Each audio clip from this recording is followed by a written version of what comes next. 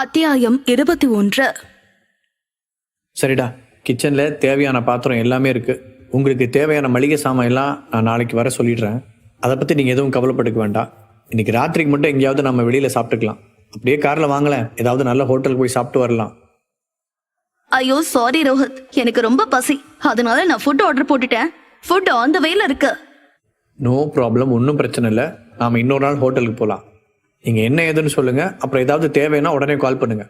Okay, நான் உடனே arrange பண்ணுறேன். அப்புறம் ரோஹித், கேட்க மறந்துட்டேன், நீ எங்கே ஒர்க் பண்ணுற? நான் ஏகேஆர் குரூப் ஆஃப் கம்பெனிஸ் தெரியுமா அங்கிள்? அங்கே தான் அங்கிள் வேலை பார்க்குறேன். என்னப்பா, சிட்டிலேயே பெரிய கம்பெனி, அந்த கம்பெனி பேரை சொல்லி தெரியுமான்னு வேற கேட்டுட்டேன். அங்கே வேலை கிடைக்கிறதெல்லாம் ரொம்ப பெரிய விஷயம்னு எல்லாரும் பேசிக்குவாங்க. சொல்லப்போனால் என்னோட சின்ன வயசுலேயும் அந்த கம்பெனியில் போய் ஏதாவது வேலை பார்த்துட மாட்டோமான்னு ஏங்கியிருக்கேன். நிறைய தடவை ட்ரை பண்ணியிருக்கேன், ஆனால் எனக்கு அங்கே வேலை கிடைக்கவே இல்லை. அப்போ அதோட பேர் ராஜ் குரூப் ஆஃப் இண்டஸ்ட்ரீஸ்ன்னு இருந்துச்சு. பெங்களூர்லேயே பெரிய ஸ்டீல் கம்பெனி. பரவாயில்ல, நீ அங்கே வேலை பார்க்குற, நல்ல கம்பெனி தான். அவங்க பையன் பிறந்துட்டதும் ஏகேஆர்னு மாறிட்டு தான் நியூஸ்ல எல்லாம் படித்தோம். ஆமாம், நீ அங்கே என்ன வேலை பார்க்குற? அங்கிள், அது மேனேஜிங் டைரக்டராக இருக்கேன் அங்கிள். என்னது மேனேஜிங் டைரக்டரா? ஏன்பா, ஏகேஆர் குரூப் ஆஃப் கம்பெனிஸோட எம்டி நீ தானா? நான் இதை கொஞ்சம் கூட எதிர்பார்க்கவே இல்லை. நீ ஏதோ சாதாரணமாக ஏதோ ஒரு வேலை சொல்லுவேன்னு நினச்சேன். பரவாயில்ல, அந்த கம்பெனியோட எம்டி எனக்கு தெரிஞ்ச பையன். நினச்சா ரொம்ப சந்தோஷமாக இருக்குது. சரி அங்கிள், நான் கிளம்புறேன். லீசா, ஆதி, பாய், நான் கிளம்புறேன். லேட் ஆச்சு, சீக்கிரம் சாப்பிட்டு ரெஸ்ட் எடுங்க. லீசா, ஆதி, நான் கீழே வரைக்கும் போய் ரோஹித்தை வழி அனுப்பிட்டு வந்துடுறேன். இருக்கட்டும் அங்கிள், நீங்கள் ரெஸ்ட் எடுங்க, நான் போயிட்டு வரேன். அடவாப்பா, இவ்வளோ தூரம் பழகிட்டு வழி அனுப்பாட்டி எப்படி? லீசா, ஆதி, நீங்கள் 2 பேர் இருங்க, நான் கீழே போயிட்டு வரேன். ரோஹித் சொல்ல சொல்ல கேட்காமல் கிருஷ்ணா அவனுடன் சேர்ந்து கார் பார்க்கிங் வரை சென்றார். ரொம்ப தேங்க்ஸ் அங்கிள். கொஞ்ச நேரத்துக்கு முன்னாடி தான் பார்த்தோம், ஆனால் அதுக்குள்ளே நாம் எவ்வளோ க்ளோஸ் ஆகிட்டோம். ஆமாம் ரோஹித், அப்புறம் உங்ககிட்ட ஒரு விஷயம் கேட்கணும். நீ உண்மையிலேயே ஏகேஆரில் தான் வேலை பார்க்குறியா? ஆமாம் அங்கிள், ஏன் டவுட்டாக இருக்கா? இல்லைப்பா, கேட்குறேன்னு தப்பாக எடுத்துக்காத. நீ அவ்வளோ பெரிய கம்பெனியில் பெரிய போஸ்டிங்கில் இருக்க, ஆனால் ஆதி உன்னோட க்ளோஸ் ஃப்ரெண்டு தானே. அவருக்கும் உன்னை விட்டால் யாரும் இல்லை, உனக்கும் அவர் தான் ஒரே ஒரு ஃப்ரெண்டு. அப்படி இருக்கும்போது நீ ஏதாவது ரெக்கமெண்ட் பண்ணி ஆதிக்கு நல்ல வேலையாக வாங்கி கொடுக்கலாம் இல்லையா? இல்லை அங்கிள், நான் எவ்வளவோ ட்ரை பண்ணி பார்த்துட்டேன். ஆனால் அவனுக்கு இந்த ரெக்கமெண்டேஷன் விஷயம் சுத்தமாக பிடிக்காது. அவனுக்கு பிடிச்ச ஏதோ ஒரு வேலையை பார்த்துட்டு இருக்கான். அது அவனுக்கு சந்தோஷமாக தான் இருக்குன்னு சொல்கிறான். நான் எவ்வளவோ கேட்டு பார்த்துட்டேன், அவன் இதுக்கு ஒத்துழைக்கிற மாதிரியே தெரியல. ஓ அப்படியா? நான் சொல்கிறது உண்மைதான். அது எப்படி நான் நல்லா இருக்கும்போது என் ஃப்ரெண்டு கஷ்டப்படட்டும்னு விட முடியும்? இதெல்லாம் நான் எப்போவோ பண்ணி பார்த்துட்டேன். சரி ரோஹித், நான் இதை கேட்கறதுக்காக தான் கீழே வர வந்தேன். மேலே ஆதி முன்னாடி வச்சு கேட்டால் அவர் சங்கடப்பட்டுருவார் இல்லை, அதனால தான் தனியாக வந்து பேசினேன். நீ எதுவும் தப்பாக எடுத்துக்காத, மனசில் பட்டுச்சு, அதை கேட்டேன், அவ்வளோதான். No problem uncle.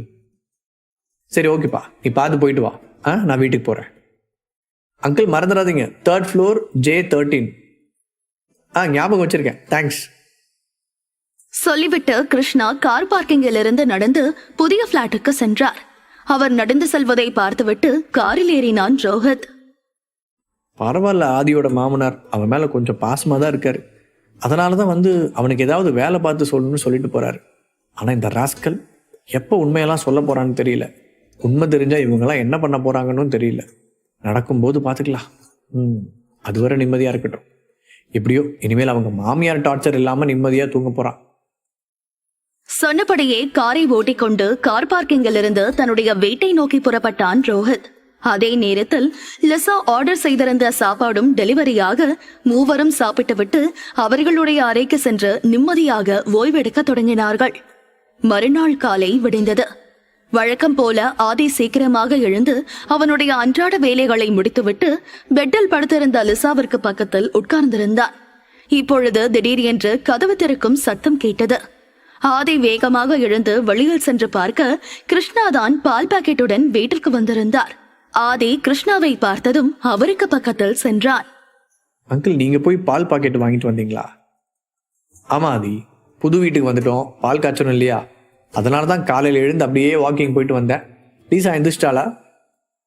அவள் எப்போ இவ்வளோ சீக்கிரமாக எழுந்திருக்கா? தூங்கிட்டு தான் இருக்கா. என்னப்பா, இன்னைக்கு கல்யாண நாள், புது வாழ்க்கை ஆரம்பமாகுது. அதனால 2 பேரும் கோயிலுக்கு போயிட்டு வாங்க. போய் அவளை சீக்கிரமாக எழுப்பி விடாதே. சரி அங்கிள், நான் போய் அவளை எழுப்பி விடுறேன். ஆதி கிருஷ்ணாவிடம் லிசாவை எழுப்புவதாக சொல்லிவிட்டு தன் அறைக்கு வந்தான்.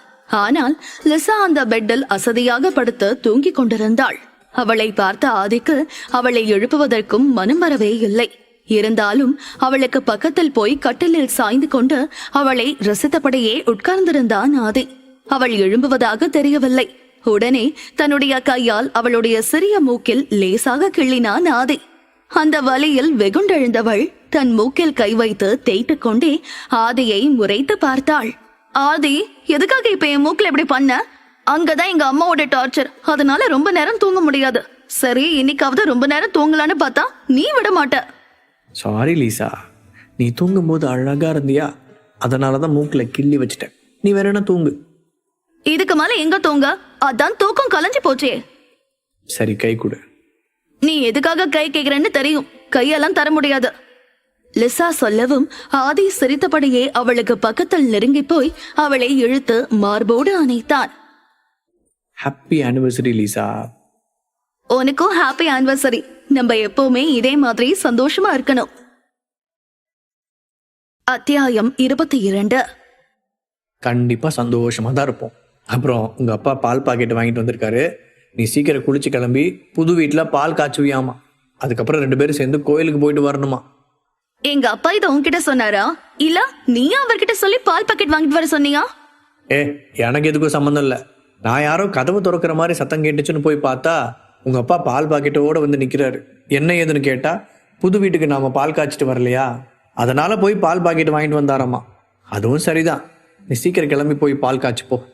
சரி, பால் காய்ச்சிட்டு நம்ம 3 பேரும் கிளம்பி வெளியே போயிடலாம். நல்லா ஊர் சுத்தி 3 வேளையும் நல்லா கடையில சாப்பிட்டுட்டு திருப்தியா வரலாம். ஓகேவா? சரி, நீ முதல்ல போய் குளி.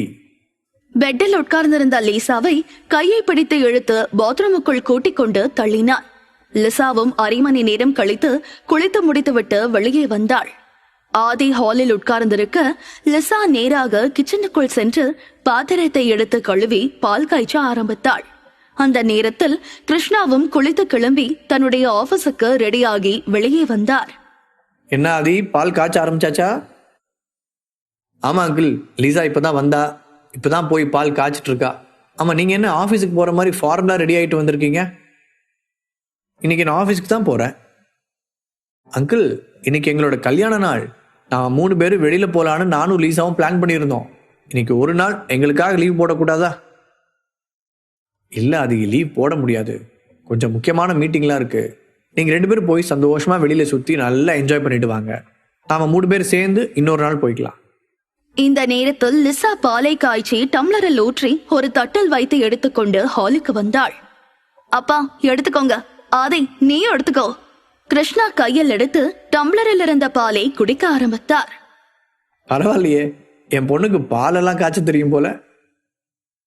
அங்கிள், பால் காய்ச்சறது பெரிய விஷயம் இல்லை. நாளைக்கு சமையல் நடக்கும், அப்ப இருக்கு நம்ம 2 பேருக்கும். இப்படி மாறி மாறி பேசிட்டே இருங்க, அப்புறம் நாளைக்கு சமையல்ல வேணும்னே ஏதாவது கலந்து விட்டுருவேன். ஆதி, என்னதான் இருந்தாலும் கொஞ்சம் ஜாக்கிரதையா இருக்கணும். இவ சுகந்தியோட பொண்ணு. அப்பா, நான் சும்மா சொன்னேன், நான் ஒன்னும் அம்மா மாதிரி கிடையாது. நான் சும்மா சொன்னேன் லீசா. சரி, எனக்கு ஆஃபீஸ் டைம் ஆச்சு. நீங்க 2 பேரும் உங்க கல்யாண நாளை நல்லபடியா செலிப்ரேட் பண்ணுங்க. 2 பேருக்கும் கல்யாண நாள் வாழ்த்துக்கள். அப்பா, அப்ப நீங்க எங்க கூட வெளியில வரலையா? ஆபீஸ்க்கு போறீங்க? ஆமா லீசா, இப்பதான் ஆதி கிட்ட சொன்னேன், முக்கியமான மீட்டிங்லாம் இருக்கு. ஸோ முக்கியமான ஆளுங்கெல்லாம் வராங்க. இன்னைக்கு கண்டிப்பா லீவ் போட முடியாது. நம்ம 3 பேரும் இன்னொரு நாள் வெளியில போகலாம். இப்போ எனக்கு நேரமாச்சு, நான் கிளம்புறேன். மறக்காம 2 பேரும் பிரேக்ஃபாஸ்ட் சாப்பிடுங்க. நான் போற வழியில ஏதாவது சாப்பிட்டுக்கிறேன். சொல்லிக்கொண்டே பால் டம்ளரை லிசாவின் தட்டில் வைத்துவிட்டு தன்னுடைய ஆபீஸ் பேக்கை எடுத்துக்கொண்டு வேகமாக நடந்தார் கிருஷ்ணா. அப்படியே கொஞ்ச நேரத்தில் ஆதியும் லிசாவும் கிளம்பி அவர்களுடைய கல்யாண நாளை செலிப்ரேட் செய்வதற்காக ஒரு பெரிய ஷாப்பிங் மாலுக்கு சென்றார்கள். அங்கே இருவரும் சுற்றி பார்த்து தங்களுக்கு தேவையான ஒரு சில பொருட்களை வாங்கி கொண்டிருந்தார்கள். லிசா ஆதிக்கு புதிய ஆடைகளை எடுக்கவும், ஆதி லிசாவுக்கு தேவையான ஹேண்ட்பேக், ஸ்லிப்பர் போன்றவைகளை வாங்கவும் மாறி மாறி தங்களுக்குள் அன்பை பகிர்ந்து கொண்டார்கள். இப்படியே நேரம் கழிந்தது. அப்பொழுது லிசாவும் ஆதியும் ஒரு காஸ்மெட்டிக்ஸ் கடைக்குள் சென்றார்கள். அங்கே அழகாக அடுக்கி வைக்கப்பட்டிருந்த லிப்ஸ்டிக் ஷேடுகளில் ஒவ்வொன்றாக லிசா எது தனக்கு நன்றாக இருக்கும் என்று பார்த்து கொண்டிருந்தாள். அவளுக்கு பக்கத்தில் ஆதி இருக்கவும் ஆதியிடம் அதை காட்டி பேச ஆரம்பித்தாள். ஆதி, இங்க இருக்கிற லிப்ஸ்டிக் ஷேட்ல எது எனக்கு நல்லா இருக்கும்? ஆதி தன்னை சுற்றி பார்த்துவிட்டு அவளுடைய காதுக்காரிகள் வந்து ரகசியமாக பேசினான். ஆக்சுவலி வித்தவுட் லிப்ஸ்டிக் ரொம்ப டேஸ்டா இருக்கும். ஆதி, நம்ம ஷாப்பிங் பண்ண வந்திருக்கோம், வீட்ல இல்ல. So what? கேட்டதுக்கு நான் பதில் சொன்னேன். நான் கேட்டதுக்கும் நீ சொன்னதுக்கும் சம்மந்தமே கிடையாது. சரி, இப்போ ஒழுங்கா சொல்லு, எனக்கு எந்த லிப்ஸ்டிக் ஷேட் நல்லா இருக்கும்? இப்போ நீ போட்டது ஓகே தான். நீ ஒவ்வொன்றா போட்டு காட்டு, எது ஓகேன்னு நான் சொல்றேன். ஆதி சொல்லவும் லிசா அங்கிருந்த லிப்ஸ்டிக் ஷேடுகளில் ஒவ்வொன்றாக எடுத்து கண்ணாடி முன்னாடி நின்று போட்டு பார்த்து கொண்டிருந்தாள். அப்பொழுது திடீர் என்று ஒரு கை அவளுக்கு பின்னால் இருந்து அவளை பிடித்து இழுத்தது. லிசா திடுக்கிட்டு வேகமாக திரும்பி பார்த்தாள். அதிர்ச்சியுடன் திரும்பி பார்த்த முகம் தனக்கு பின்னாடி இருந்த நபரை பார்த்ததும் சந்தோஷத்தில் திளைத்தது. பிரியா, எப்படி இருக்க? நீ ஏதோ லண்டன்ல போய் செட்டில் ஆயிட்டுதான் சொன்னாங்க. எப்போ இந்தியாவுக்கு வந்த? நான் இங்க வந்து 1 வீக் ஆச்சு. வந்ததுல இருந்து உன்னை பார்க்கணும்னு தான் ட்ரை பண்ணிட்டே இருக்கேன். ஆனா முடியவே இல்ல. எங்கேயும் போக முடியாத அளவுக்கு ஒரே பிஸி தான். சரி, நீ எப்படி இருக்க? ரொம்ப நல்லா இருக்கேன். அப்புறம் எனக்கு கல்யாணம் ஆயிடுச்சு. இவர்தான் என்னோட ஹஸ்பண்ட் ஆதி. ஹலோ ஆதி, நான் லிசாவோட ரொம்ப க்ளோஸ் ஃப்ரெண்ட். ஆனா அவ உங்க கல்யாணத்துக்கு என்ன கூப்பிடவே இல்ல. ஹலோ. அது ஏதோ அவசரமா நடந்துருச்சு. எங்களுக்கே நாங்க கல்யாணம் பண்ணிக்க போறோம்னு திடீர்னு தான் தெரியும். சரி, நீ தனியாவா வந்த? இல்ல, நான் அவர் கூட தான் வந்தேன். அவரு இங்கதான் எங்கேயாவது பர்ச்சேஸ் பண்ணிட்டு இருப்பாரு. சரி வாங்க, உட்காந்து ஏதாவது சாப்பிட்டுட்டே பேசிட்டு இருக்கலாம். சரி ஆதி, வா போலாம். ஆதியும் லிசாவும் பிரியாவிற்கு பின்னால் சென்று அங்கிருந்த ஒரு கஃபேவில் டேபிளில் உட்கார்ந்து கொண்டு பேச ஆரம்பித்தார்கள். அப்புறம் எப்படி இருக்க? இன்னும் இங்க எவ்வளவு நாள் இருப்ப? இன்னும் 1 மந்த்துக்கு இங்கதான் இருப்பேன். அதெல்லாம் இருக்கட்டும், உன்னோட கல்யாணம் எப்ப நடந்துச்சு? ஏன் சொல்லல? லவ் மேரேஜா? இன்னைக்கு எங்களோட 3வது ஆனிவர்சரி. அடி பாவி, கல்யாணம் பண்ணி 3 வருஷம் ஆச்சா? ஒரே வார்த்தை கூட சொல்லவே இல்ல. இல்ல, கல்யாணம் ஆனதுல இருந்து ஒரே பிரச்சனை தான் ஓடிட்டு இருக்கு. அதனால யார்கிட்டயும் பெருசா பேசிக்கிறது இல்ல. சொல்ல போனா இப்ப வரைக்கும் எங்க கல்யாணத்துல எங்க அம்மாவுக்கு விருப்பமே இல்ல. சரி விடு, எல்லாம் ஒரு குழந்தை பிறந்தா போக போக சரியாயிடும். அப்புறம் வீட்ல உங்க அப்பா அம்மா எப்படி இருக்காங்க? எல்லாரும் நல்லாதான் இருக்காங்க. சரி, நான் லவ் பண்ணப்போ நோண்டி நோண்டி என்ன ஏதுன்னு கேட்டுட்டே இருப்பியே. இப்ப நீ எப்படி லவ் பண்ண? நீ ப்ரப்போஸ் பண்ணியா இல்ல ஆதி ப்ரப்போஸ் பண்ணாரா? அத்தியாயம் 23. அது எப்படி சொல்றது? வெட்கப்பட்டு கொண்டிருந்தாள். லிசா, வெட்கப்படுறியா? எனக்கே ஆச்சரியமா இருக்கு. பிரியாவும் லிசாவும் சகஜமாக பேசிக் கொண்டிருப்பதை பார்த்த ஆதிக்கு லிசாவுக்கு இப்படி ஒரு ஃப்ரெண்ட் இருப்பது ஆச்சரியமாக இருந்தது. ஆதி, இவ இவ்வளவு வெட்கப்பட்டு நாங்க பார்த்ததே கிடையாது. கிட்டத்தட்ட எங்களோட கேங்ல இவ ஒரு பாய் மாதிரி தான் இருப்பா. ஆனா ஆஃப்டர் மேரேஜ் நீங்க இவளை இவ்வளவு மாத்துவீங்கன்னு நினைச்சு கூட பார்க்கல. பிரியா, நீங்க வேற. எனக்கே இந்த வெக்கம் கொஞ்சம் புதுசாதான் இருக்கு. ஆதியின் வார்த்தைகளை கேட்டு பிரியாவும் லிசாவும் ஆதியும் சிரித்துக் கொண்டிருந்தார்கள்.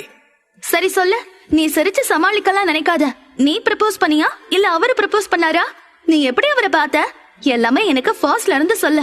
3 வருஷம் என்கிட்ட சொல்லாம மிஸ் பண்ண. இப்போ உனக்கு கொஞ்ச நேரம் தான், அதுக்குள்ள மொத்த ஸ்டோரி எனக்கு சொல்லி முடிச்சிடணும். ஐயோ பிரியா, அதெல்லாம் எதுக்கு இப்ப கேட்டுக்கிட்டு? பாரா, எல்லாருக்கும் லவ் பண்ற வர நல்லா இருக்கும். லவ் பண்ணி கல்யாணம் பண்ணதுக்கு அப்புறம் அதெல்லாம் கேட்காதன்னு தான் சொல்லுவாங்க.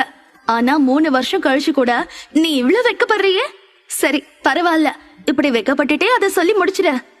அது உனக்கே தெரியும் இல்லையா, எனக்கு ரோடு கிராஸ் பண்ணணும்னா ரொம்ப பயம். ஒரு நாள் மெயின் ரோட்ல ரோட் கிராஸ் பண்றதுக்காக நின்னுட்டு இருந்தேன். ஒரு 10 நிமிஷத்துக்கு மேல நின்னு இருப்பேன். ஆனா என்னால அங்க ரோடு கிராஸ் பண்ணவே முடியல. யாராவது ஹெல்ப் பண்ணுவாங்கன்னு நினைச்சிட்டு இருந்தேன். பட் யாருமே வரல. ஆனா அந்த நேரத்துல ஆதி கிராஸ் பண்ணி போனா. அப்பதான் நான் அவனை ஃபர்ஸ்ட் டைம் பார்த்தேன். அவன் கூட சேர்ந்து அவன் பின்னாடியே நானும் கிராஸ் பண்ணி போயிட்டேன். அதுக்கப்புறம் நான் அதை பெருசா எடுத்துக்கல. ஆனா அடுத்து ஒவ்வொரு நாளும் நான் கிராஸ் பண்ணும் போதும் அதே டைமுக்கு அதே இடத்துல ஆதி கிராஸ் பண்ணி போவான். அவன் பின்னாடியே தான் நான் கிராஸ் பண்ணி போயிட்டு இருந்தேன். இது அவன் நோட் பண்ணானா இல்லையான்னு எனக்கு தெரியாது. அப்ப அவன் நோட் பண்ணலன்னு தான் நினைச்சேன். போக போக எனக்கு ஆதிய பிடிக்க ஆரம்பிச்சிருச்சு. அவனை பார்க்கணும் அப்படிங்கறதுக்காகவே நான் டெய்லி அந்த இடத்துல போய் நிக்க ஆரம்பிச்சேன். அப்புறம் ஒர்க் இல்லைன்னா கூட நான் அந்த இடத்துல இவனுக்காக காத்துட்டு இருப்பேன். இவனும் அதே நேரத்துல எனக்காக வருவான். நாங்க 2 பேரும் கிட்டத்தட்ட 2 மாசம் பேசிக்கவே இல்ல. பாத்துக்க மட்டும்தான் செஞ்சோம். முதல்ல யதார்த்தமா பார்த்தோம். அதுக்கப்புறம் நேருக்கு நேரா பார்த்ததும் லைட்டா ஸ்மைல் பண்ணிக்குவோம். அப்புறம் 2 மாசம் கழிச்சு ரோட் கிராஸ் பண்ணும்போது ஏதோ ஒரு தைரியத்துல அவ்வளவு நாள் அவனுக்கு பின்னாடி நடந்துட்டு இருந்தனா அவனோட கைய போய் பிடிச்சு நடந்தேன். நான் கைய பிடிச்சதும் அவனோட கை என்னை இறுக்கமா பிடிச்சுக்குச்சு. அப்ப எனக்கு கன்ஃபார்ம் ஆயிடுச்சு, அவனுக்கு என்ன பிடிச்சிருக்குன்னு. அதே மாதிரி மறுநாள் நடந்து போகும்போது என்னோட போன் நம்பர் பேப்பர்ல எழுதி அவனோட கைப்பிடிக்கும் போது கைக்குள்ள வச்சுட்டு நான் பாட்டுக்கு போயிட்டேன். அவனாதான் கால் பண்ணான். ஃபர்ஸ்ட் டைம் ரொம்ப தயங்கிதான் பேசணும். அதுக்கப்புறம் ஏதோ ரொம்ப வருஷம் பேசின மாதிரி ஒரு பழக்கம். 2 பேரும் ஒருத்தர் பார்க்காம இருக்கவே முடியாதுங்கிற அளவுக்கு லவ் பண்ண ஆரம்பிச்சிட்டோம். அப்படியே போயிட்டு இருந்தது. 1 வருஷம் ஆயிடுச்சு. வீட்ல சொன்னா வீட்ல ஆதிய கல்யாணம் பண்ணிக்க கூடாதுன்னு அம்மா சொன்னாங்க. அப்பா எனக்கு தான் சப்போர்ட். ஆதியை எதுக்காக கல்யாணம் பண்ணிக்க கூடாதுன்னு சொன்னாங்க? அது அவங்களுக்கு ஆதிய பார்த்ததுமே பிடிக்கல. அது மட்டும் இல்லாம அவனுக்கு சொந்தம்னு சொல்லிக்கிறதுக்கு யாரும் கிடையாது. அவன் தனியா படிச்சு இப்போதைக்கு ஏதோ ஒரு சின்ன வேலை தான் பாத்துட்டு இருக்கான். அதனால அவங்களுக்கு அவனை ஏத்துக்கிறதுக்கு விருப்பம் இல்ல. ரொம்ப தயங்கினாங்க. ஏதேதோ சொல்லி என் மனச மாத்த நினைச்சாங்க. ஆனா என்னால ஆதிய விட்டு மாற முடியல. எல்லாத்தையும் தாண்டி எனக்கு ஆதி தான் முக்கியமா தெரிஞ்சா. அதனால திடீர்னு விடிய காலையில முடிவு பண்ணி வெடிஞ்சதும் போய் கல்யாணம் பண்ணிக்கிட்டோம். இப்ப எங்க இருக்கீங்க? தனியா இருக்கீங்களா? இத நீ நேத்து ஈவினிங் வரைக்கும் கேட்டிருந்தா நான் இல்ல அம்மாவோட தான் இருக்கேன்னு சொல்லிருப்பேன். நேத்து நைட் அம்மா ஆதிய டிவோர்ஸ் பண்ணிக்க சொல்லி சொன்னாங்க. நான் முடியாதுன்னு சொல்லிட்டேன். அப்ப வீட்டை விட்டு வெளியில போன்னு சொல்லிட்டாங்க. அதனால ஆதியும் நானும் கிளம்பி வெளியே வந்துட்டோம். என் கூட சேர்ந்து அப்பாவும் வந்துட்டாரு. இப்ப நாங்க 3 பேரும் ஆதியோட ஃப்ரெண்ட் ரோஹித் வீட்ல தான் ஸ்டே பண்ணிருக்கோம். சரி, ஃபீல் பண்ணிக்காத. சீக்கிரமா அம்மா உங்களை புரிஞ்சுக்கிட்டு உங்க கூட வந்து சேர்ந்துருவாங்க. ஐயோ வேணவே வேணாம். இந்த 3 வருஷம் அவங்க கூட இருந்துட்டு ஒரு நாள் கூட நாங்க நிம்மதியா சாப்பிட்டதும் கிடையாது, நிம்மதியா தூங்கினதும் கிடையாது. ஒவ்வொரு விஷயத்துக்கும் ஏதாவது குறை சொல்லிட்டே இருப்பாங்க. ஓப்பனா சொல்லணும்னா நைட்டு தூங்கும் போது கூட எப்படியாவது என்னையும் ஆதியும் பிரிச்சிடணும்னு தான் நினைப்பாங்க. அவங்க கிட்ட இருந்து தப்பிச்சு வந்து நேத்து ராத்திரி தான் நாங்க நிம்மதியா தூங்கிருக்கோம், நிம்மதியா சாப்பிட்டிருக்கோம். இந்த மாதிரி நிம்மதியா இருந்தாலும் எங்களுக்கு போதும். எங்க அம்மாவை எனக்கு எவ்வளவு பிடிக்குமோ அதை விட அதிகமா நான் இப்ப வருத்துட்டேன். லிசாவும் பிரியாவும் பேசிக் கொண்டிருக்கும் பொழுது ஆதி சங்கடப்பட்டு கொண்டு உட்கார்ந்திருந்தான். அந்த இடத்திற்கு பிரியாவின் ஹஸ்பண்ட் வினோத் வந்தான். ஹாய் லிசா, பார்த்து ரொம்ப வருஷமாச்சு. இவர் தான் உன்னோட ஹஸ்பண்டா? ஹாய் வினோத், இவர் பேரு ஆதி. ஆதி, இது பிரியாவோட ஹஸ்பண்ட் வினோத். ஆக்சுவலி வினோத் எனக்கும் பிரியாவுக்கும் காமன் ஃப்ரெண்டு தான். ஹாய் வினோத். ஹாய். அப்புறம் லைஃப்லாம் எப்படி போகுது? ரொம்ப சூப்பரா போயிட்டு இருக்கு. வினோத், உனக்கு விஷயம் தெரியுமா? இன்னைக்கு லிசாவுக்கும் ஆதிக்கும் 3வது வெட்டிங் ஆனிவர்சரியா. ஓ அப்படியா? Happy anniversary. ஆதி ப்ரோ, நீங்க லிசாவை ரொம்ப நல்லா பார்த்துக்கோங்க. அவகிட்ட சொல்ல வேண்டிய அவசியமே இல்லை. ஏன்னா அவ கண்டிப்பா அவங்கள ரொம்ப நல்லா தான் பார்த்துக்கிட்டு இருப்பா. ஆமாங்க, அவ என்ன நல்லா தான் பார்த்துக்கிட்டு இருக்கா. Okay Lisa. ஓகே ஆதி, எங்களுக்கு லேட் ஆச்சு, நாங்கள் கிளம்புறோம். இது என்னோட கார்டு. கண்டிப்பாக கால் பண்ணுங்க. நம்ம இன்னொரு நாள் வெளியில் எங்கேயாவது மீட் பண்ணலாம். அப்புறம் நீயும் பிரியாவும் கண்டிப்பா வீட்டுக்கு ஒரு நாள் வரணும், ஓகேவா? கண்டிப்பா நாங்கள் வரோம். நீயும் ஆதியை கூட்டிட்டு ஒரு நாள் வீட்டுக்கு வா. வினோத் சொல்லவும் ஆதியும் லிசாவும் சிரித்துக் கொண்டிருந்தார்கள். பின் அவர்களிடம் விடை பெற்று வினோத்தும் பிரியாவும் அங்கிருந்து சென்றார்கள். பின் லிசாவும் ஆதியும் அங்கிருந்து வெளியில் வந்து கொண்டிருந்தார்கள். அப்பொழுது லிசாவுக்கு திடீர் என்று ஒரு போன் கால் வந்தது. அவளுக்கு போன் செய்திருப்பது அவளுடைய அம்மாதான். போன் அடித்ததும் அதை கையில் எடுத்து பார்த்தவளுக்கு ஒரு பக்கம் கோபமாகவும் மற்றொரு பக்கம் எரிச்சலாகவும் இருந்தது. எதுக்கு இவங்க நமக்கு போன் பண்றாங்க? நம்ம சந்தோஷமா இருந்தா அவங்களுக்கு பொறுக்கவே செய்யாது. யார் லிசா? வேற யாரு? எங்க அம்மா தான். என்ன நட்டன் பண்ணி பேசு. நாம அவங்கள தனியா விட்டுட்டு வந்தது ரொம்ப தப்பு. என்ன நட்டன் பண்ணி கேளு. Join with Rajan Leon YT in Telegram to get faster update. Name: Rajan Leon YT. அத்தியாயம் 24. சுகந்தி லிசாவுக்கு போன் செய்திருப்பதால் ஆதி அந்த போனை அட்டன் செய்து பேசுமாறு லிசாவை வற்புறுத்தி கொண்டிருந்தான். வேணா ஆதி, ஏதாவது சொல்லிருவாங்க. நமக்கு தான் ஹர்ட்டிங்கா இருக்கும். அவங்களுக்கு மத்தவங்களை கஷ்டப்படுத்தாம நிம்மதியா தூங்கவே முடியாது. இன்னைக்கு யாரும் கிடைச்சிருக்க மாட்டாங்க. அதனாலதான் எனக்கு கால் பண்ணிருக்காங்க. பரவாயில்ல லிசா, எதுவா இருந்தாலும் பாத்துக்கலாம். நீ முதல்ல அட்டன் பண்ணி என்னன்னு கேளு. ஆதி வற்புறுத்தலால் லிசா போனை அட்டன் செய்து காதல் வைத்தாள். சொல்லுமா, அதெல்லாம் உனக்கு ஞாபகம் இருக்கா? இப்ப எதுக்காக போன் பண்ணிருக்க அத மட்டும் சொல்லு. தேவையில்லாம பேசுறதுக்கு எனக்கு நேரம் இல்ல. நான் ரொம்ப பிஸியா இருக்கேன். நீ என்ன பிஸியா இருப்பன்னு எனக்கு தெரியாதா? அந்த பரதேசி கூட சேர்ந்து நீ ஊர் சுத்திட்டு இருக்க. கேட்டா கல்யாண நாள்னு சொல்லிடுவ, அப்படிதானே? நீ இதுக்காக தான் போன் பண்ண அப்படின்னா நான் போனை வைக்கிறேன். தேவையில்லாம பேசுறதுக்கு எனக்கு நேரம் இல்ல. ஏற்கனவே நான் சொல்லிட்டேன். நான் ஒன்னும் யாரையும் பத்தி பேசுறதுக்காக போன் பண்ணல. எங்க அப்பா உன்கிட்ட பேசணுமா, அதுக்காக தான் நான் போன் பண்ணினேன். என்கிட்ட என்ன பேசணுமா? அவரு உன்னோட தாத்தா. என்கிட்ட பேசின மாதிரி ரொம்ப பேசாத. கொஞ்சமாவது அவருக்கு மரியாதை கூட. சரி சரி. சுகந்தி லிசாவிடம் பேசிவிட்டு தன்னுடைய அப்பா பாஸ்கரிடம் போனை கொடுத்தார். அந்த போனை வாங்கி காதில் வைத்து லிசாவிடம் பேச தொடங்கினார் பாஸ்கர். ஹலோ லிசா, நான் தாத்தா பேசுறேன். சொல்லுங்க தாத்தா, எப்படி இருக்கீங்க? ஏதோ இருக்கம்மா. அப்புறம் இன்னைக்கு உனக்கு 3வது கல்யாண நாள் இல்லையா? ஆமா தாத்தா. உனக்கு வாழ்த்து சொல்றதுக்கு தாம்மா ஃபோன் பண்ணேன். உனக்கும் ஆதிக்கும் கல்யாண நாள் வாழ்த்துக்கள். ரொம்ப தேங்க்ஸ் தாத்தா, உங்களுக்காவது வாழ்த்து சொல்லணும்னு தோணுச்சே. அப்புறம் இன்னைக்கு நைட்டு உங்க 2 பேருக்கும் ஒரு பெரிய ஹோட்டல்ல விருந்து ஏற்பாடு பண்ணியிருக்கேன். நீங்க 2 பேரும் கண்டிப்பா வரணும். முடிஞ்சா உங்க அப்பாவையும் சேர்த்து கூட்டிட்டு வா. சரி தாத்தா, வரோம்.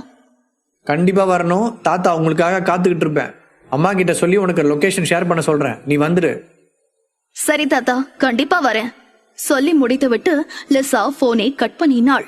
லிசாவிற்கு பக்கத்தில் இருந்த ஆதி லிசாவின் தோலை தொட்டு அவளிடம் பேச தொடங்கினான். யார் லிசா? உங்க தாத்தா பேசினாரா? ஆமா ஆதி, இப்ப ஏதோ புதுசா டிராமா பண்றாங்கன்னு நினைக்கிறேன். எங்க அம்மாவோட நாடகம் ஒர்க் அவுட் ஆகல இல்லையா, அதனால அவங்க அப்பா கிட்ட சொல்லி குடும்பத்தோட நாடகம் போட போறாங்க போல.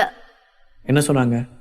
எங்க தாத்தா நம்ம கல்யாண நாளுக்காக ஏதோ ஒரு பெரிய ஹோட்டல்ல பார்ட்டி அரேஞ்ச் பண்ணிருக்காராம். அதனால நீயும் நானும் அப்பாவும் கண்டிப்பா வரணும்னு சொன்னாரு. அப்படியா சொன்னாங்க? என் காதுல அப்படிதான் விழுந்துச்சு. சரி, நம்ம வீட்டுக்கு கிளம்பலாமா? சரி, நான் கேப் புக் பண்றேன். ஆதி கேப் புக் பண்ணதும் கேப் அந்த இடத்திற்கு வந்தது. அந்த கேபில் ஏறி ஆதியும் லிசாவும் தங்களுடைய புதிய பிளாட்டுக்கு சென்றார்கள். அவர்கள் வீட்டுக்குள் செல்லவும் அவர்களுக்கு முன்பாகவே அந்த இடத்தில் கிருஷ்ணாவும் ரோஹித்தும் உட்கார்ந்து பேசிக் கொண்டிருந்தார்கள். வீட்டுக்கு போன லிசா சோர்வாக சோஃபாவில் சென்று உட்கார ஆதியும் அவளுக்கு பக்கத்தில் உட்கார்ந்தான். என்ன லிசா, இன்னைக்கு செம்ம டயர்டு போல. ஃபுல் அவுட்டிங்கா? கொஞ்ச நேரத்துக்கு முன்னாடி வரைக்கும் நல்லாதான் இருந்தோம். அம்மா கிட்ட இருந்து போன் வந்ததுக்கு அப்புறம் தான் அந்த போன் ஏண்டா வந்துச்சுங்கிற மாதிரி இருக்கு. நாம தான் வீட்டை விட்டு வெளியே வந்துட்டோமே, அப்புறமாவும் நிம்மதியா இருக்க விட மாட்டாளா? என்னதான் சொன்னா? தாத்தா, எங்களோட ஆனிவர்சரிக்காக ஏதோ பெரிய ஹோட்டல்ல பார்ட்டி அரேஞ்ச் பண்ணிருக்காராம். அதனால நம்ம 3 பேரையும் கூப்பிட்டாங்க. லிசா பேசிக் கொண்டிருக்கும் பொழுதே அவளுக்கு ஒரு மெசேஜ் வந்தது. அந்த மெசேஜை ஓபன் செய்து பார்த்தால் லிசா. அவளுக்கு அந்த மெசேஜை அனுப்பி இருப்பது அவளுடைய அம்மா சுகந்தி தான். அவர்கள் வர சொல்லி இருந்த ஹோட்டலின் அட்ரஸை தான் அனுப்பியிருந்தார் சுகந்தி. இதோ அம்மா தான்ப்பா, ப்ளூ மூன் 5 ஸ்டார் ஹோட்டலுக்கு நம்மள வர சொல்லிருக்காங்க. இனி அங்க போய் என்ன பிளான் வச்சிருக்காங்கன்னு தெரியல. போலாமா வேணாமான்னு ஒரே யோசனையா இருக்கு. லிசா, இது ரொம்ப தப்பு. உங்க தாத்தா ரொம்ப பெரியவர். அவர் நம்மளை மதிச்சு கூப்பிட்டுருக்காருன்னா கண்டிப்பா நாம போய் தான் ஆகணும். ஆமா லிசா, ஆதி சொல்றது கரெக்டு தான். நீங்க அங்க கண்டிப்பா போய் தான் ஆகணும். அப்பா, நீங்களும் எங்க கூட வரணும்ப்பா. அவங்க என்கிட்ட எப்பவுமே கொஞ்சம் மோசமா தாம்மா நடந்துக்குவாங்க. எனக்கு அது பழகி போச்சு. ஆனா இன்னைக்கு என்ன நடக்க போகுதுன்னு என்ன கேட்டா கண்டிப்பா எனக்கு தெரியாது லிசா. ஆனா நீ கூப்பிடுறதுக்காக கண்டிப்பா நான் வரேன். நாம 3 பேரும் கிளம்பலாம். சரிப்பா, நீங்க போய் ரெடி ஆகுங்க. நானும் ரூமுக்கு போய் ரெடி ஆயிட்டு வரேன். ஆதி, நீயும் சீக்கிரமா ரெடி ஆயிரு. சரி, நீ போ, நான் வரேன். சொல்லிவிட்டு ஆதி ரோஹித்திற்கு பக்கத்தில் உட்கார்ந்திருந்தான். என்னடா, அவங்க தாத்தாவை மீட் பண்ண போறேன்னு பயமா இருக்கா? பயம்லாம் இல்லடா. அங்க அவங்க லீசாவை தான் ரொம்ப கேவலமா பேசுவாங்க. அதுதான் எனக்கு கொஞ்சம் கஷ்டமா இருக்கும். நீ ஒன்றும் கவலைப்படாத. ஆக்சுவலி அந்த ஹோட்டல் நம்மளோட பார்ட்னர்ஷிப் தான். ஏதாவது பிரச்சனைனா சொல்லு, நான் பார்த்துக்கிறேன். இல்லடா, எதுவும் தெரியக்கூடாது. சரி, எதுவும் தெரிய வேணாம். ஆனால் நம்மளோட 7 ஸ்டார் மெம்பர்ஷிப் கார்டு உன் கையில் வச்சுக்கோ. உனக்கு தேவைப்படாதுன்னு நினைக்கிறேன், இருந்தாலும் சேஃப்டிக்கு வச்சுக்கோ. எனக்கு என்னவோ உன்னோட மாமியார் 5 ஸ்டார் ஹோட்டலாக பார்த்து புக் பண்ணி உன் தலையில் பில்லை கட்டிட்டா அதை சாக்கா வச்சு ஏதாவது சொல்லி உன்னை கேவலப்படுத்துறதுக்கு வாய்ப்பு இருக்குது. அதனால தான் சொல்கிறேன். அதுவும் கரெக்டு தான். சரி, ஓகே, கொடு. என்கிட்ட எங்கடா இருக்கு? நீ இருக்கிற ரூமில் தான் உன்னோட சீக்ரெட் கபோர்டில் இருக்கு. லீசாக்கு தெரியாமல் எப்படியாவது எடுத்துகிட்டு போயிரு. சரிடா, நான் பார்த்துக்கிறேன். சரி, பார்த்து கிளம்புங்க. நானும் அப்படியே வீட்டுக்கு போகிறேன். சொல்லிவிட்டு ரோஹித் அங்கிருந்து கிளம்ப ஆதி நேராக தன்னுடைய பெட்ரூமுக்கு சென்றான். அங்கே லிசா பாத்ரூமுக்குள் ஃப்ரெஷ் ஆகி கொண்டிருந்தாள். இதுதான் நேரம் என்று நினைத்த ஆதி அவளுக்கு தெரியாமல் தன்னுடைய கபோர்டில் இருக்கும் ஒரு சீக்ரெட் லாக்கை ஓபன் செய்து பார்த்தான். அதில் அவனுடைய ஐடி கார்டுகளிலிருந்து அவன் சம்பந்தப்பட்ட எல்லா ஃபைல்களும் அதில் இருந்தது. அதிலிருந்து தன்னுடைய 7 ஸ்டார் மெம்பர்ஷிப் கார்டை மட்டும் எடுத்துக்கொண்டான். பின் சிறிது நேரத்தில் லிசா பாத்ரூமில் இருந்து வெளியே வர ஆதியும் சென்று ஃப்ரெஷ் ஆகி கிளம்பி தன்னுடைய அறையிலிருந்து இருவரும் வெளியே வந்தார்கள். அப்பொழுது ஹாலில் கிருஷ்ணா தயாராக இருந்தார். 3 பேரும் ஒரு கேபில் அந்த ப்ளூ மூன் 5 ஸ்டார் ஹோட்டலுக்கு சென்றார்கள். அங்கு உள்ளே செல்லவும் அவர்களுக்கு ராஜ மரியாதை கிடைத்தது. நேராக பாஸ்கர் புக் செய்திருந்த அந்த அறையில் சென்று 3 பேரும் உட்கார்ந்தார்கள். அத்தியாயம் 25. அந்த அறையில் ஏற்கனவே பாஸ்கரும் சுந்தரும் கவிதாவும் அர்ஜுனும் சுகந்தியும் இருந்தார்கள். இவர்கள் மூவரையும் பார்த்த அனைவரும் முகத்தை திருப்பிக் கொள்ள பாஸ்கர் மட்டும் லிசாவிடம் அன்பாக பேசினார். லிசா, உன்னை பார்த்து ரொம்ப நாள் ஆச்சு, நல்லா இருக்கியா? லிசா பதில் எதுவும் பேசாமல் லேசாக சிரித்தபடி தலையை மட்டும் அசைத்தாள். ஆனால் கிருஷ்ணாவும் ஆதியும் எதுவும் பேசாமல் அமைதியாக இருந்தார்கள். இதை புரிந்து கொண்ட பாஸ்கர் மெனு கார்டை லிசாவின் பக்கம் தள்ளினார். லிசா, உனக்கு என்ன வேணுமோ ஆர்டர் பண்ணிக்கோ. ஆதி, நீயும் உனக்கு என்ன வேணுமோ ஆர்டர் பண்ணிக்கோ. கிருஷ்ணா, நீயும் தான். பாஸ்கரின் வாயிலிருந்து மூவரின் பேரும் வந்ததும் ஆதியும் கிருஷ்ணாவும் அவரை பார்த்து லேசாக சிரித்தனர். இதை கேட்ட அர்ஜுன் கோபமாக உட்கார்ந்திருந்தான். சுகந்தி அமைதியாக இல்லாமல் அவர்களை குத்தி காட்டும்படி பேச ஆரம்பித்தார். எல்லாரும் உங்க வசதிக்கு இல்லாம எங்க வசதிக்கு ஆர்டர் பண்ணுங்க. சும்மா சீப்பான ஃபுட் ஆர்டர் பண்ணி எங்க மானத்தை இங்கேயும் வந்து வாங்கிடாதீங்க. கரெக்டா சொன்னீங்க அத்தை. என் மனசுல இதான் ஓடிட்டு இருந்துச்சு. இப்படி எங்களை கூப்பிட்டு அசிங்கப்படுத்துறதுக்காக தான் வர சொன்னீங்களா? நாங்க உங்ககிட்ட ஏதாவது கேட்டோமா? நாங்க ஒண்ணு எங்க கிட்ட இல்லாம நீங்க சாப்பாடு வாங்கி கொடுப்பீங்க, நீங்க வரல. நாங்களும் நினைச்சா எது வேணாலும் வாங்குவோம். ஓ, அப்படியா? அர்ஜுன் ஏதாவது பிரச்சனை செய்து விடுவானோ என்று தெரிந்து கொண்ட பாஸ்கர் அவனை அடக்கினார். அர்ஜுன், வாய் மூடு. அவங்களை இங்க இன்வைட் பண்ணது நானு. எல்லாரும் கொஞ்சம் அமைதியா இருங்க. இன்னைக்கு அவங்களோட கல்யாண நாள். இன்னைக்கு அவங்கள நாம கஷ்டப்படுத்த வேண்டாம். பாஸ்கரின் குரலை கேட்டு அங்கிருந்த அனைவரும் அமைதியாக இருந்தனர். அப்பொழுது அர்ஜுன் அந்த ஹோட்டலிலேயே காஸ்ட்லியான ஒரு வைனை ஆர்டர் செய்தான். அந்த வைனும் அந்த இடத்திற்கு கொண்டு வரப்பட்டு அனைவருக்கும் பரிமாறப்பட்டது. அதுபோக ஒவ்வொருவரும் தனக்கு தேவையான உணவுகளை எல்லாம் வாங்கி சாப்பிட்டுவிட்டு அதிகமான உணவுகளை வேஸ்டும் செய்தார்கள். அப்பொழுது அனைவரும் சாப்பிட்டு முடித்து உட்கார்ந்திருந்த வேளையில் பாஸ்கர் பில்லை கொண்டு வரும்படி சொன்னார். அந்த ஹோட்டலில் வேலை பார்க்கும் ஊழியர் பில்லை கொண்டு வந்து அந்த டேபிள் மீது வைக்கவும் அர்ஜுன் அந்த பில்லை எடுத்து பார்க்காமலேயே தன்னுடைய கார்டை அதில் வைத்தான். அப்படித்தான் அந்த வெயிட்ரஸ் அந்த கார்டை ஸ்வைப்பிங் மிஷினில் ஸ்வைப் செய்துவிட்டு அர்ஜுனை பார்த்து பேச ஆரம்பித்தார். சார், இன்சஃபிஷியன்ட் பேலன்ஸ்னு வருது. என்ன சொன்னீங்க? அதை எப்படி? மறுபடியும் ஒரு தடவை செக் பண்ணி பாருங்க. வெயிட்ரஸ் மறுபடியும் செக் செய்து பார்த்தார். சார், மறுபடியும் அப்படிதான் வருது. அர்ஜுன் அந்த பில்லை எடுத்து செக் செய்து பார்த்தான். எனது பில்லு 3 கோடியா? பில் ஏதாவது தப்பா போட்டீங்களா? இல்ல சார், நீங்க இன்னைக்கு ஹோட்டல்ல புக் பண்ண இந்த ஹால் பிளஸ் நீங்க சாப்பிட்ட ஹைஃபையான சாப்பாடு, மெயின்டெனன்ஸ் எல்லாமே சேர்த்து இதுதான் பிரைஸ். அர்ஜுன் முழித்துக் கொண்டு நின்று கொண்டிருந்தான். அங்கே சுற்றியிருந்த அனைவருக்கும் ஆச்சரியமாக இருந்தது. இந்த நேரத்தில் அர்ஜுன் ஆதியை இந்த சிக்கலில் மாட்டிவிட நினைத்தான். ஆதி, இந்த பில்லை நீ பே பண்ணு. இன்னைக்கு உன்னோட கல்யாண நாள் தானே, சோ எங்க எல்லாருக்கும் ட்ரீட் வச்சதா நினைச்சுக்கோ. அர்ஜுன், என்ன சொல்ற? பணம் எவ்வளவு அதிகமா இருக்கு. நீ ரொம்ப பெரிய வேலையில் இருக்கிற, ஒன்னாலேயே இந்த காசை கொடுக்க முடியாது. அப்படி இருக்கிறப்போ ஆதியால எப்படி கொடுக்க முடியும்? ஓ, கொடுக்க முடியாதா? என்ன லீசா, உன் புருஷன் இதை கொடுக்க முடியாதா? நல்லா வாழ்வோம், முன்னேறி காட்டுவோம் தானே வீட்டை விட்டு வெளியே போனீங்க. அப்படி இருக்கும்போது இதெல்லாம் உங்களுக்கு சாதாரணம் தானே. ஏதோ 3 BHK ரொம்ப பெரிய அபார்ட்மெண்ட்ல தங்கி இருக்கீங்கன்னு கேள்விப்பட்டேன். உங்களுக்குலாம் இது சாதாரண காசு தானே, கொடுத்துருங்க. அர்ஜுன் சொல்லிக்கொண்டே இருக்க ஆதி அமைதியாக உட்கார்ந்திருந்தான். லிசா ஒரு பக்கம் பயந்தாலும் மற்றொரு பக்கம் கோபத்தாலும் ஆதியின் கையை இறுக்கமாக டேபிளுக்கு அடியில் பிடித்துக் கொண்டாள். அப்பொழுது ஆதி ஒரு நிமிடம் கண்ணை மூடினான். அப்பொழுது அவனுக்கு லிசா பேசிய வார்த்தைகள் காதுக்குள் ஒலித்துக் கொண்டிருந்தது. இங்க நடக்கிற எல்லா பிரச்சனைக்கும் காரணம் நீதான். இனிமே யாராவது உன்னை பத்தி கேவலமாவோ தப்பாவோ பேசினாங்கன்னா அவங்களுக்கு நீ சரியான பதிலடி கொடுக்கணும். உனக்காக ஒவ்வொரு தடவையும் நான் பேசிட்டு இருக்க மாட்டேன். இனிமே கொஞ்சமாவது உனக்காக நீ பேச பழகிக்கோ என்ற லிசாவின் வார்த்தைகள் அவனுடைய காதுகளில் மாறி மாறி கேட்டுக்கொண்டே இருந்தது. திடீரென்று கண்ணை திறந்த ஆதி லிசாவின் கைகளிலிருந்து கையை எடுத்தான். தன்னுடைய பாக்கெட்டுகளில் இருந்த ஒரு கருப்பு நிற கார்டை எடுத்து அந்த வெயிட்ரஸ் பெண்ணிடம் கொடுத்தான். இதை பார்த்த லிசாவுக்கும் கிருஷ்ணாவிற்கும் அதிர்ச்சியாக இருந்தது. சுகந்தி வாயடைத்து போய் நின்று கொண்டிருந்தார். அர்ஜுன் கேலி கிண்டலாக ஆதியை வேடிக்கை பார்த்து கொண்டிருந்தான். அந்த பெண் அந்த கார்டை வாங்கி பார்த்தார். சாரி சார், எங்க ஹோட்டல்ல கிரெடிட் கார்டு இல்லாட்டினா ஏதாவது பேங்க் கார்ட்ஸ் தான் அலவுட். இது வேற எதையோ நீங்க மாத்தி கொடுத்துட்டீங்கன்னு நினைக்கிறேன். மேடம், இது 7 ஸ்டார் மெம்பர்ஷிப் கார்டு. நீங்க அதை கொஞ்சம் ஸ்வைப் பண்ணி பாருங்க. ஆதி சொன்னதும் அந்த பெண்ணும் அந்த கார்டை ஸ்வைப் செய்து பார்த்தாள். ஆனால் அந்த கார்டு அதில் இன்வாலிடாக இருந்தது. சாரி சார், இது இன்வாலிட்னு வருது. உங்களால பில் கட்ட முடியலன்னா நீங்க குடும்பமா சேர்ந்து எங்களோட ஹோட்டல்ல கிளீனிங் வேலை ஏதாவது பார்க்கலாம். இல்லனா இங்க ஹோட்டலுக்கு வந்து சாப்பிட்டுட்டு ஏமாத்துறீங்கங்கிற பேர்ல உங்க மேல கம்ப்ளைண்ட் தான் கொடுப்போம். அந்த பெண் சொல்லிக் கொண்டிருந்தார். அந்த பெண் பேசிக் கொண்டிருக்கும் பொழுது மற்றொரு பெண் வந்து அந்த பெண்ணை ஓங்கி அறைந்தார். அந்த பெண் அதிர்ச்சியாக திரும்பி பார்க்க அவளுடைய மேனேஜர் அந்த இடத்தில் நின்று கொண்டிருந்தாள். உடனடியாக அந்த மேனேஜர் பெண் ஆதிக்கு முன்பாக நின்று அவனிடம் பேச ஆரம்பித்தாள். சாரி சார், நீங்க 7 ஸ்டார் மெம்பர்ஷிப் கார்டு வச்சிருக்கீங்கன்னு எங்களுக்கு தெரியாம போச்சு. அதனால உங்களுக்கு எல்லாமே இந்த ஹோட்டல்ல ஃப்ரீ தான். நீங்க கிளம்பலாம் சார். சொல்லிவிட்டு அந்த பெண் ஆதியின் கையில் அந்த 7 ஸ்டார் மெம்பர்ஷிப் கார்டை கொடுத்தாள். சொன்னதை கேட்டு அங்கிருந்த அனைவரும் திகைத்து போய் நின்றார்கள். ஆனால் கொஞ்ச நேரத்திலேயே அந்த இடத்திலிருந்து லெசாவும் கிருஷ்ணாவும் ஆதியும் அங்கிருந்து புறப்பட்டு சென்றார்கள். அவர்கள் அங்கிருந்து புறப்படவும் அர்ஜுனின் குடும்பத்தை சேர்ந்த அனைவரும் ஒருவரை ஒருவர் அதிர்ச்சியாக பார்த்து கொண்டார்கள்.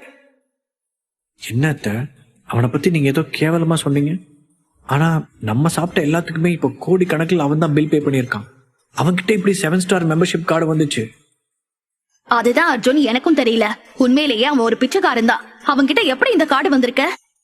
எப்படியாவது அவனை கூப்பிட்டு இந்த இடத்துல வச்சு அசிங்கப்படுத்திடலாம்னு நினைச்சா அவன் வந்து நம்மள அசிங்கப்படுத்திட்டு போயிட்டான். நாம அவனை பிச்சைக்காரன் பரதேசின்னு திட்டிட்டு இருந்தோம். ஆனா இன்னைக்கு அவன் நமக்கு தேவையானது எல்லாத்தையும் வாங்கி கொடுத்து நம்மள பிச்சைக்காரங்களாக்கிட்டு போயிட்டான். இதுக்கு மேல நம்ம இங்க இருந்தா நமக்கு தான் அசிங்கம். வாங்க முதல்ல கிளம்பி போலாம். சொல்லிவிட்டு அனைவரும் அங்கிருந்து கிளம்பினார்கள்.